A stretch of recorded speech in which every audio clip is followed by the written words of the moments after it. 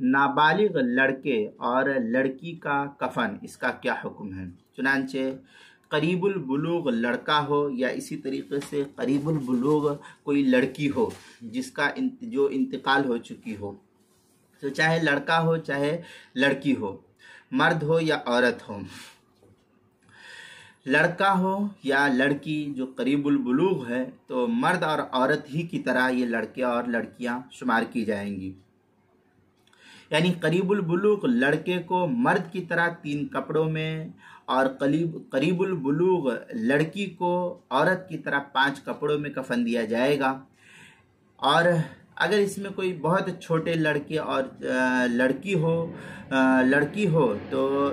بہت چھوٹے لڑکے اور لڑکی کو بھی اسی طریقے سے کفن دیا جائے، یہی افضل طریقہ کار فقہا نے نقل کیا ہے۔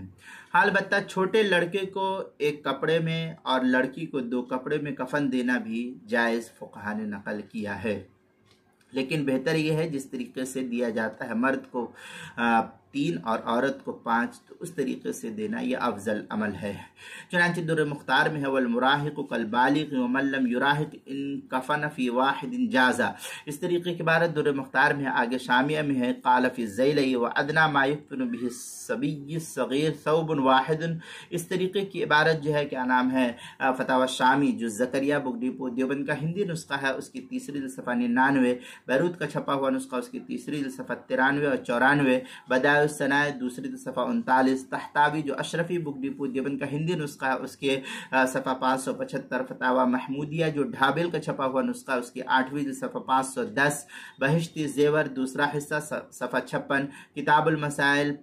دوسری جلد صفحہ 59 اور 60 پر اس کو نقل کیا گیا ہے۔